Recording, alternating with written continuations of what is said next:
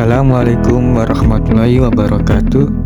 Perkenalkan, nama saya Hafiz Abdillah dari Program Studi Pendidikan Ekonomi Fakultas Keguruan dan Ilmu Pendidikan dengan NIM 2205010003. Pada pertemuan kali ini, kita akan belajar akuntansi dengan materi pembayaran hutang hingga sampai dengan laporan pembelian. Baik, langsung saja kita masuk ke sesi pembahasan tentang pembayaran hutang sampai dengan laporan pembelian. Di sini ada pokok pembahasan. Yang pertama yaitu pengertian hutang, yang kedua yaitu jenis-jenis hutang, yang ketiga yaitu contoh lunak umum.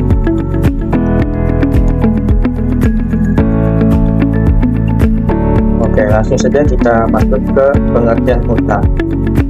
Hutang atau pinjaman adalah tanggungan wajib yang harus dibayar karena adanya transaksi pembelian suatu barang atau jasa secara kredit dan harus dibayar dalam jangka waktu tertentu.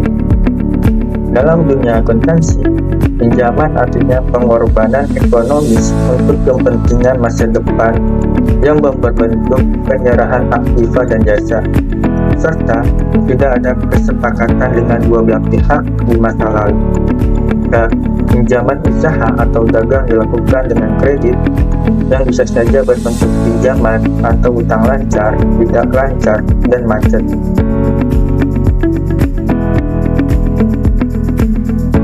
Di sini ada jenis-jenis hutang. Yang pertama adalah hutang jangka pendek. Seperti namanya, pinjaman ini harus dibayarkan dalam jangka waktu yang singkat atau setara dengan waktu 1 tahun dari tanggal neraca.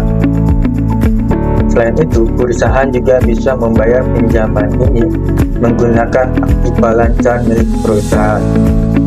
Pinjaman jenis ini juga bisa disebut sebagai hutang lancar karena biasanya pembayarannya menggunakan sumber yang bisa membantu pinjaman baru. Nah, berikut ini beberapa sumber yang biasa digunakan oleh perusahaan untuk membayar hutang jangka pendek, yaitu hutang dagang. Jenis pinjaman ini biasanya digunakan untuk melakukan transaksi pembelian untuk bahan produksi. Jadi, pinjaman ini biasa digunakan oleh perusahaan di bidang produksi. Yang kedua yaitu hutang biaya. Pinjaman ini biasanya dilunasi oleh sebuah perusahaan agar tidak menjadi beban di awal. Contoh biaya yaitu reimbursement karyawan, gaji karyawan, dan lain. Yang kedua yaitu hutang jangka menengah. Pada dasarnya hanya terdapat dua jenis pinjaman dalam dunia akuntansi, yaitu pinjaman jangka panjang dan jangka pendek. Tapi karena setiap perusahaan tidak selalu sepakat untuk melunasi pinjaman dalam jangka waktu panjang, maka muncullah hutang jangka waktu menengah. Waktu pelunasan untuk pinjaman jangka waktu menengah yaitu 10 tahun atau kurang dari 10 tahun. Lalu yang selanjutnya, yang ketiga yaitu hutang jangka panjang. Jenis hutang yang terakhir yaitu adalah pinjaman jangka waktu panjang. Waktu pelunasan untuk pinjaman ini yaitu hingga 10 tahun. Biasanya, pinjaman jenis ini memiliki nominal yang cukup besar, sehingga waktu pelunasannya juga lama dan dilakukan dengan cara dicicil atau bertahap. Hutang jangka panjang mempunyai beberapa jenis, yakni yang pertama yaitu hipotek. Instrumen hutang dengan cara pemberian tanggungan terhadap properti yang pinjaman kepada kreditor. Cara ini untuk jaminan atas kewajiban.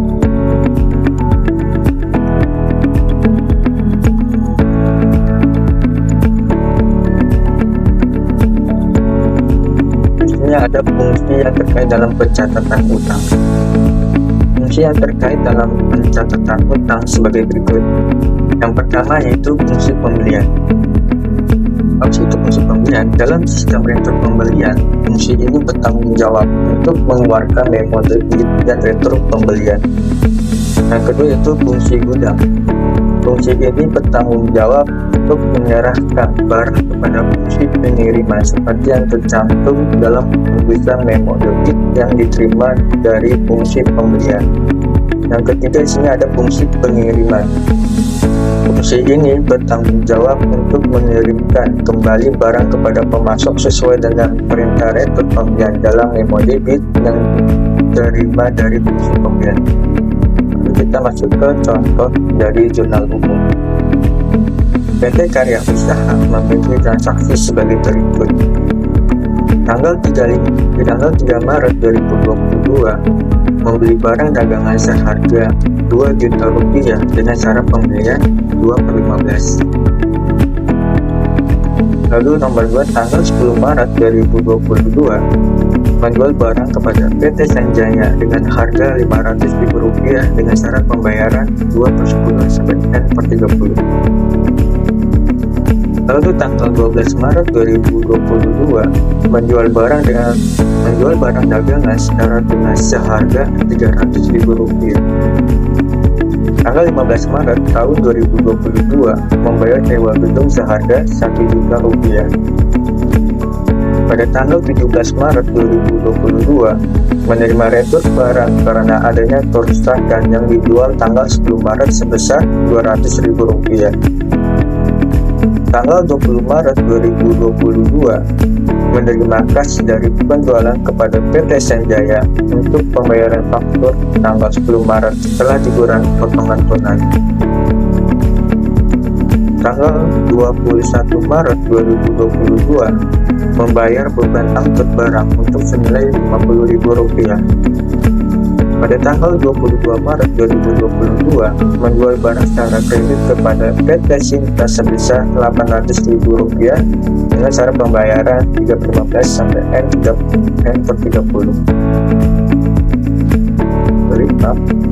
Selanjutnya itu tanggal 25 Maret 2022 membayar beban ikan seharga Rp200.000.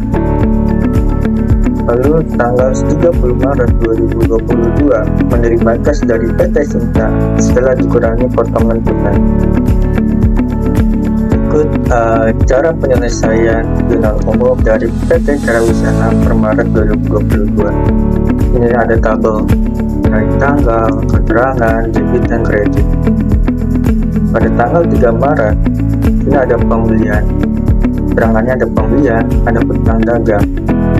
Pada pembelian kita masuk ke debit dengan jumlah Rp2.000.000, kredit juga sama Rp2.000.000.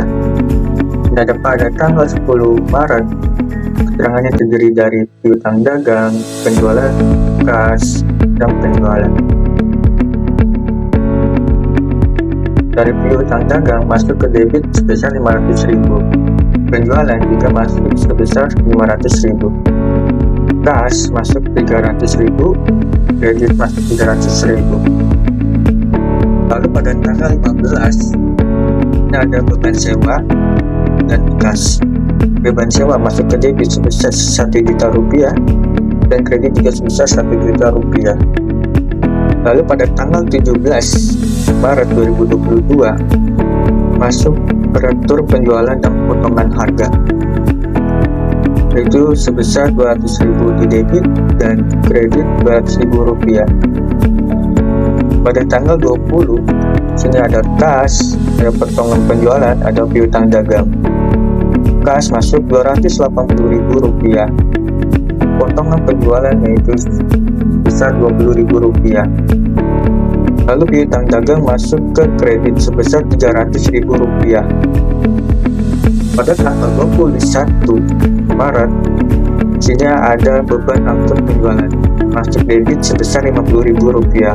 Lalu ada kas masuk ke kredit sebesar Rp50.000. Lalu pada tanggal 22 piutang dagang, sudah ada piutang dagang sama dengan penjualan. Di debit masuk Rp800.000, di kredit juga masuk Rp800.000. Pada tanggal 25 ada beban iklan, ada kas. beban iklan, itu ada Rp200.000 di debit dan kredit Rp200.000 pada kas. Lalu pada tanggal 31 kas masuk debit itu Rp780.000, potongan penjualan Rp20.000, lalu piutang dagang masuk kredit sebesar Rp800. Berarti total di debit Rp6.150.000 dan kredit Rp6.150.000. Berarti sini adalah balance. Baik, terima kasih untuk materi-materi saya. Ada yang ingin ditanyakan untuk teman-teman? Jika tidak ada, maka saya akan memberikan contoh bagaimana memasukkan akun utang ke dalam aplikasi Mio yang ada di YouTube. Untuk transaksi pelunasan utang atau pembayaran utang biaya pada Maya Accounting, saya sudah mempunyai soal. Di sini sudah ada bukti pengeluaran kas, yaitu dengan nomor bukti BKK 121 tanggal 1 Desember tahun 2022 dibayar kepada karyawan PT Adijaya untuk pembayaran gaji karyawan bulan November tahun 2022 sebesar Rp5 juta. Jadi pembayaran utang biaya pada bulan sebelumnya. Maka transaksi ini kita input ke dalam Maya Accounting, yaitu kita pilih banking, lalu pilih spend money, dan inilah bentuknya. Untuk apabila pertama kali kita menggunakan pengeluaran kas, maka ada tax inklusif, kita nonaktifkan. Tanggal kita isi, yaitu tanggal transaksi tanggal 1 Desember tahun 2022 atau sesuai dengan soal. Nomor cek kita isi, yaitu nomor bukti. Di sini BKK 121 misalnya. Amount diisi jumlah transaksinya, yaitu sebesar Rp1 juta.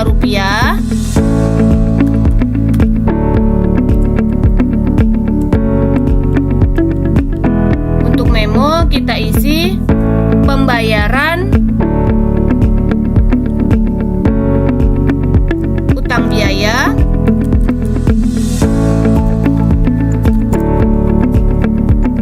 atau pembayaran gaji karyawan bulan November.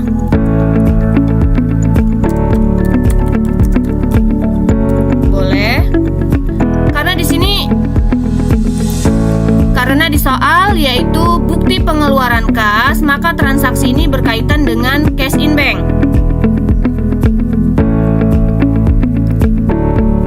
Maka kita akan mencari lawan dari cash in bank, yaitu pembayaran gaji karyawan untuk bulan November, yaitu merupakan utang biaya. Maka kita isi di kolom yaitu akun, nama akunnya, utang biaya yaitu akun 2. Di sini ada expense payable, bisa juga ketemu soal accrued expense, itu sama, artinya utang biaya. Maka kita pilih utang biaya atau expense payable. Maka use account dengan jumlahnya sebesar Rp1 juta. Untuk mengetahui transaksi kita benar atau salah, kita boleh ketik Ctrl R. Nah, inilah transaksinya. Pembayaran gaji karyawan bulan November tanggal 1 Desember. Kita bandingkan dengan soal.